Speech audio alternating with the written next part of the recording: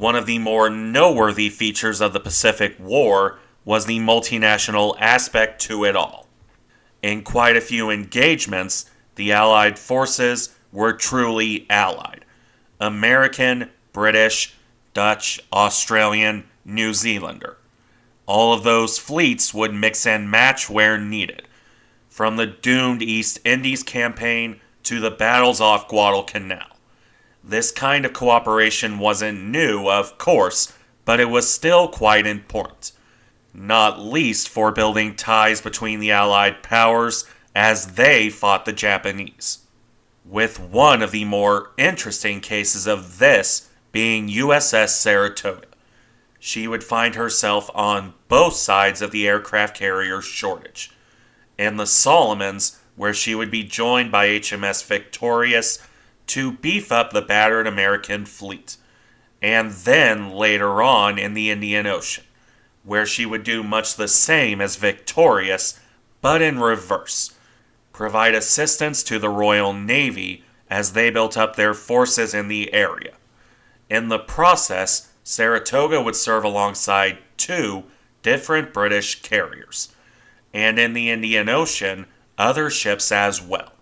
For today's video, a follow-on to my USS Robin video from last year, will be focusing on this, Saratoga's joint operations with the Royal Navy and how they shaped Allied cooperation, as well as carrier operations going forward.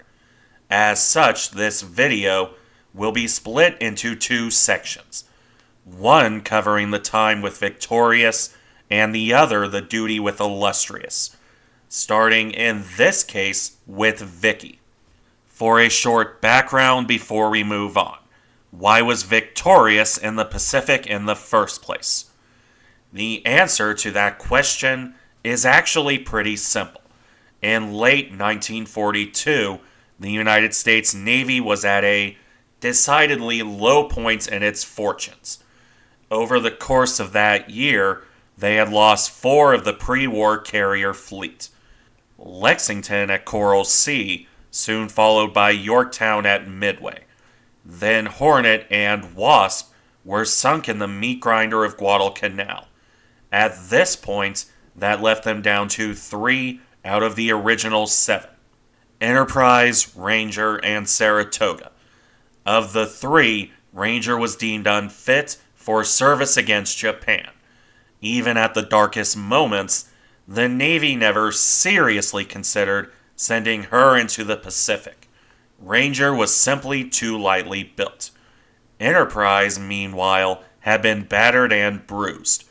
While the carrier stubbornly stuck around the Solomons through some pretty severe damage, it became too much. Enterprise was forced to sail for repair work in December 1942. Admittedly, she would be back in action by the end of January 1943, but this was still a gap. A gap where only USS Saratoga was active in the Solomons. As a result, the Navy turned to the British for aid. It wasn't the first time a request had been made for a British carrier, but this time the Royal Navy agreed. In November 1942, they agreed to send Victorious over, with the ship arriving in New Caledonia on May 17, 1943. You might be asking, wait, wasn't Enterprise back by this point? Well, she had been, but in April 1943, Enterprise was finally sent off for much-needed overhaul. Thus, Saratoga was in need of a new partner. At this point, May 1943, Sarah and Vicky, as the Americans nicknamed her, served together. For the most part, this service would be spent on various flavors of training, cross-deck operations, joint fleet actions, and in general, figuring out how to operate 2 flat tops from different navies. Not to say there wasn't combat, of course. It was just less of a focus at this point. Mostly because the Japanese largely avoided direct actions during this part of the Solomons campaign. Even if there was a scare the day after Victorious arrived. On May 18th, the two carriers set off against a supposed sortie from Truk. This would come to nothing other than giving Victorious practice on anti-submarine duty. Sarah and Vicky would, instead, return to New Caledonia on May 24th, where 6 Wildcats from American stocks were transferred as replacements. The start of a pattern, as it would turn out, in putting Wildcats aboard Victorious. While the British sailors, for their part, proceeded to raid Australian rum, the only source they could get with the dry United States Navy around. Joking about sailors and rum aside, during that abortive operation, the crew of Saratoga watched Victorious closely. The Americans were generally impressed by the British fighter direction, something that the Royal Navy had gotten a lot of practice in, courtesy of both the Luftwaffe and the Regia Aeronautica in the Atlantic and Mediterranean. Beyond this point, for much of June, the two carriers trained together. This notably included cross-deck practice, where the air groups would mix and mingle. British planes and pilots on Saratoga. American aircraft and aviators on Victorious. Specifically, 6 Avengers and 12 Wildcats from Victorious served on board Saratoga, and 12 Wildcats, 8 Avengers, and 6 Dauntlesses were used on Victorious. During this, the respective captains got an interesting idea. Victorious had, notably, suffered issues operating Avengers. On the other hand, with the Americans impressed by her fighter handling, the ship had no real issues with Wildcats. So Victorious would transfer her Avengers to Saratoga, while picking up American Wildcats to go with her Martlets. This would see Victorious carrying no fewer than 60 Wildcats of varying model, a fighter carrier in all respects. Saratoga, meanwhile, retained a single squadron of 12 Wildcats for combat air patrol, along with 36 Dauntless dive bombers, and 20 of her own Avengers, joined by 15 British Avengers to bring the total to 35, and her total air group, all planes included, to 83 aircraft. With these new roles, the two carriers covered the landings on New Georgia beginning on June 27, 1943, which would be mostly uneventful as the Japanese made no moves toward the carriers, in spite of attempts to find them by both Saratoga and Victorious. This would mean that Victorious never engaged the Japanese during her time in the Solomons, or at least never engaged Japanese ships or aircraft. On the other hand, it was still valuable experience. For example, on underway replenishment. On July 12th, Victorious took on 3,270 tons of fuel, along with 30,283 gallons of aviation fuel, 625 gallons of lubrication oil, and 20 gallons of ice cream. Because you can't serve with the American Navy in the Pacific without the famous ice cream. On a less pleasing note in regard to food, Victorious ran out of potatoes on July 20th. This prompted Saratoga to load up an Avenger with 800 pounds of dehydrated potatoes. The plane, with Spud Express fittingly chalked on its side, landed on Victorious, carrying a cook to teach the British how to prepare the potatoes. According to Hobbs, this resulted in 4 tons of mashed potatoes. That being said, the task group would return to port 5 days later on July 25th, after 28 days at sea, they didn't once find Japanese warships. Not for lack of trying, but simply down to the Japanese avoiding confrontation here. As such, Victorious would leave a couple days later. On July 27th, with new carriers coming online, Victorious was released from her duty. She would return to the Royal Navy, arriving back in the Atlantic by August 26th of 1943. Saratoga, meanwhile, would be reinforced by USS Princeton soon after.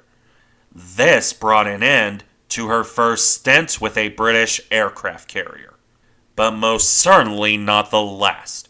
A year later, Saratoga would be operating with another armored carrier in a much different part of the war. For her second tour with the British, Saratoga shifted to the Indian Ocean. The Eastern Fleet was working up and preparing for offensive action, and the British had requested assistance. With the Essex swarm coming online, Saratoga was deemed surplus enough to leave the Pacific proper. She set sail with 3 destroyers for escorts on March 4th, 1944. Within the month, on March 27th, she had rendezvoused with the Eastern Fleet.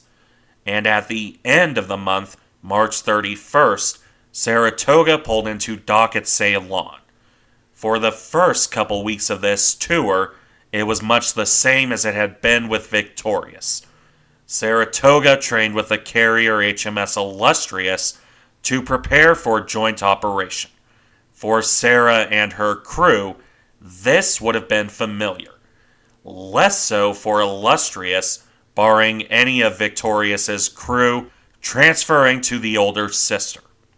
Regardless, this training duty was largely successful, despite some interesting times with the American aviators. Fast Carrier cites a honestly unsurprising incident. Saratoga's pilots made a social call to Illustrious shortly after their arrival, which ended up in a drunken spree because Illustrious was a wet ship. Saratoga was a dry ship by comparison. Wet and dry in this context, meaning allowing alcohol and not allowing alcohol respectively. As the book puts it, Sarah's pilots, and presumably Illustrious's crew, managed to down 700 bottles of beer and 36 bottles of whiskey and gin. I can only imagine the hangovers the next day. Good Lord. Drunken shenanigans aside, however, the training would be a success, including the commander of Saratoga's Air Group 12 lending a hand to the British. Joe Clifton had noted the British taking over an hour to launch and then put together their air wing. He hopped over to Illustrious and helped get this down to around 25 minutes. Meanwhile, some of the American pilots occupied their time roundly mocking the stocky Barracuda bomber, in that poke fun at another fleet's aircraft kind of way common to naval aviators. In any event, this training continued into mid-April, during which she operated with an eclectic mix of ships, especially when the French battleship Richelieu arrived on April 12th. The Eastern Fleet in mid-1944 consisted of 1 British and 1 American aircraft carrier, 2 British battleships, along with the aforementioned Richelieu, a battlecruiser renowned, supported by 1 New Zealand, 1 Dutch, and 4 British cruisers. And on top of that, 8 British, 1 New Zealand, 1 Dutch, 3 Australian, and 3 American destroyers. A truly multinational formation. And a formation that was put to the test on April 19th in strikes on the port of Sabang in Sumatra. ostensibly to prevent the Japanese from sending aircraft against the landings in Hollandia on New Guinea. In this strike, the joint force consisted of 24 Hellcats, 13 Corsairs, 18 Dauntlesses, 17 Barracudas, and 11 Avengers. 83 aircraft in all, and since those are Hellcats and Corsairs, they were plenty good at ground striking themselves. Something they would do here because the Japanese didn't send any fighters up. They had been caught completely by surprise when the assault arrived around 7 a.m. on April 19, 1944. 30 tons of bombs were dropped on the port, destroying 3 or 4 fuel tanks. Other port facilities were damaged, while a small freighter would be sunk. The Allied fighters, meanwhile, strafed the airfield and destroyed between 20 to 24 aircraft. Sources differ here. In return, the Japanese managed to down a single Hellcat, with the pilot picked up by a British submarine in short order. An attempt to attack the carriers later in that day was also fended off. 3 G4M bombers were down for no losses in return. Another attack that night saw 6 torpedo bombers shot down, again for no damage to the Allied fleet. Though there was a moment of danger during this operation when Illustrious sailed apart from the rest of the formation to pick up enough speed for getting the beefy Barracudas airborne. American advice in this regard was keeping the fleet together no matter the issue with launching speed. After this was done, Saratoga was technically meant to return home for refit. However, Admiral King suggested one more strike on the way back. As such, the Eastern Fleet set sail again on May 15, 1944, to attack Surabaya and Java on May 17th, which was also a resounding success. For 1 lost Avenger, major damage was done to port facilities. 2 airborne aircraft and 2 moored ships were also wrecked. It wasn't quite like the raids on Truk or the like, but it was still a definite success to round off Sarah's time with the Eastern Fleet. She would depart on May 18, 1944, and never again serve with a British carrier. There might have been a chance off of Okinawa in 1945. However, that wouldn't come to pass. Saratoga suffered massive damage in a kamikaze strike off Iwo Jima on February 21, 1945. This took her out of active combat duty for the remainder of the war. Even so, Sarah's time with the British remains a fascinating look at multinational carrier operation. A look towards the future in a lot of ways. And an underappreciated success, I think, because of that. Thank you for watching. Remember to like, comment, and subscribe if you enjoy the content. And I'll see you in the next one. Also, I apologize for how stuffy my voice is.